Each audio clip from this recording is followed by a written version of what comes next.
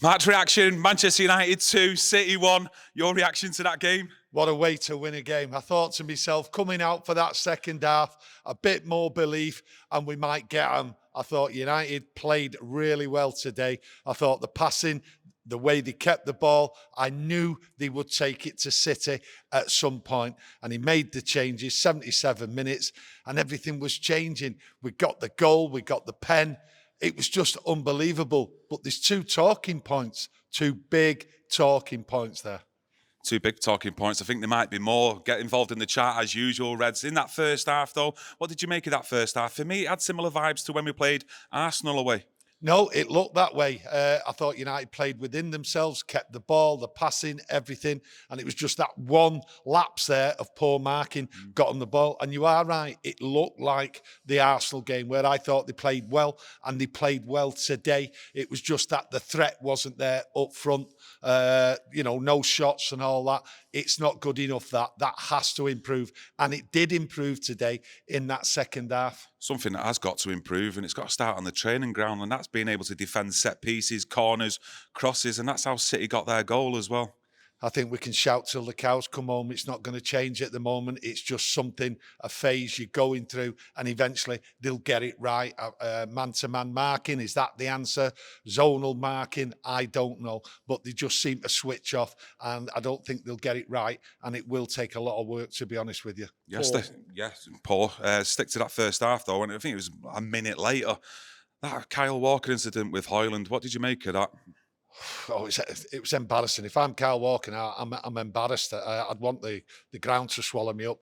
That was just pure out and out cheating. But we don't, that's what we expect from City in a derby game. I did talk about De Bruyne diving on the floor, and he did that himself, De Bruyne. But Kyle Walker, that's what they do. And they've been getting away with it for years. And he got the booking, and I think he was lucky just to get the booking. What did you think of the second half? First 20 minutes or so, I thought Man United might have took the game more to Manchester City, opened up a bit more. I didn't think Bruno was on his game like he was with the first half with some of the passing in particular. No, Bruno didn't get into that second half really till late on. I thought United had the ball, and I thought City was sort of like happy to be 1-0 up and just waiting for United to open up. But fair credit to United. Like I say, I wanted to see more belief, and I did see that. The ball was going quicker, and that's what turned the game. They were playing quick football. They weren't hanging about. They were containing the ball in the first half, but the second half, they knew they had to get more up front and more of a threat. And there was a couple of opportunities. Now, the two talking points is the penalty decision, Højlund. I heard the referee turn round and say, not in this game. What do you mean, not in this game? It's not the type of game you give a penalty. It was a penalty. So that was bang out of order, especially for VAR, not to even look at it. And then you turn around, Bruno put right through a delightful ball, and it was an open goal, really, and that should have gone in. And I think if United would have got that, they'd have gone on to win it there and then. But we got the pen in the end, and it absolutely marvellous interception by AMAD, and man of the match, absolutely great game. Always looking for it, always running down the wing and cutting in or trying to go round. And that's what I liked. He was getting round the players, and we don't often see that. But Bruno with the pen, cool as anything. And then I just loved that second half because I had the belief. I had the belief with the way they were playing in the first half, and they just needed to up it, and that's what they did. And there's a few players there I thought had excellent games, like Ugarte. I keep saying it. He just gets around the pitch, moving it about. And I've got to give special praise to Harry Maguire as well.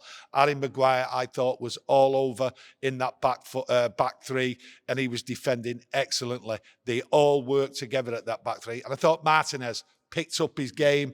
Excellent. So that was good to see. No, I thought the back three and Ugarte, midfield, at times where we were put under pressure, I thought largely we dealt with it pretty well.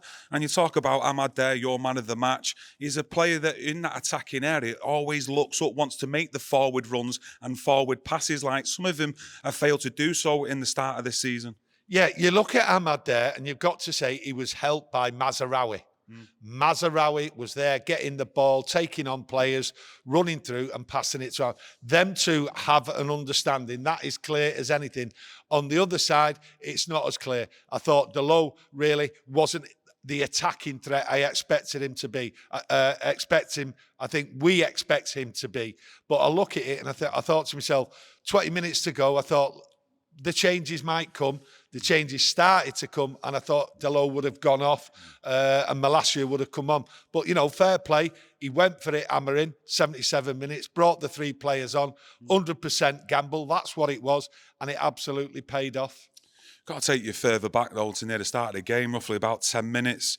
Mason Mount got injured, come off, doesn't look good for him, just seems to he can't get a break to his start to Manchester United life, can he? No, he was devastated. He knew how serious that was. His body just can't seem to take it. Starting for 10 minutes, that happens. The rest of the players were devastated for him, but he was devastated for him. And I feel really, really sorry for him. I've been saying for quite a while now, I believe, this is my belief with Mason Mount, I don't think his body can take it with the amount of injuries, what he's had, the type of injuries and that. I do think there's a serious problem. I wish him the best because he was devastated and no one likes to see that. And I do like that. I do like Mason Mount as a player, but to see that happen after 10 minutes, bit of a disruption in the team and all that. But for him personally, I wish him the best. But to be honest with you, I think it's just a recurring thing which is going to happen. And I looked at him and I thought to myself, he knows that as well. Yeah, taking you back even further before the ball was even kicked. Garnacho, Rashford weren't even named in the squad. What do you make of all that?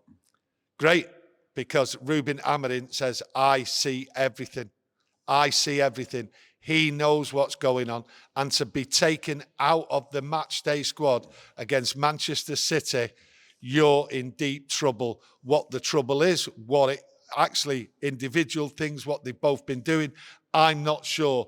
But they have been doing something Ruben Amorim doesn't like, something which is disrespecting Manchester United. To be taken out against Manchester City on the morning of the derby, then you are in deep trouble. And it's overdue with some players, to be honest with you.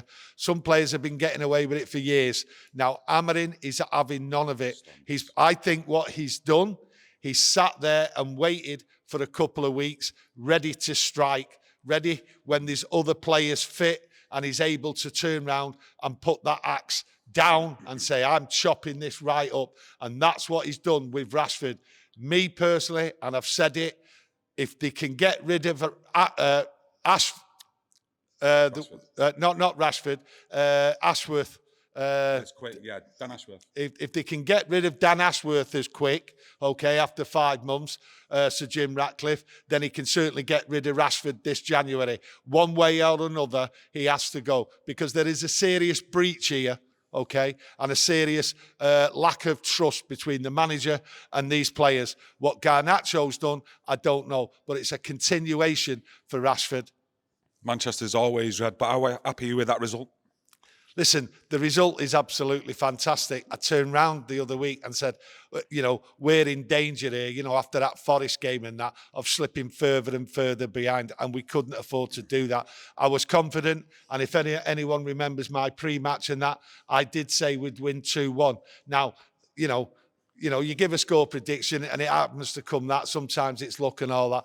But I was confident. I was looking forward to it, to win, and I thought we would win, and I thought City played the way I thought they would. They were nervous, they were slow, they were chasing. If you look at United throughout the game, the back three, the wing backs, the goalkeeper, they were all passing it to each other. They all had time to play football. I didn't think they were a great threat throughout the game, but I thought United sort of stepped it up the second half, and City really didn't have any answers. They weren't a threat in that second half. If you look, I can't remember Onana, to be honest with you, tell me if I'm wrong, actually making a great save or something. I don't think he needed to. No, I don't actually remember that. Let us know what your thoughts and opinions are. Manchester United win 2-1 on the derby. Let us know your thoughts and opinions. Smash that like button as well. Help support the channel. And we'll be back later on. Thank you.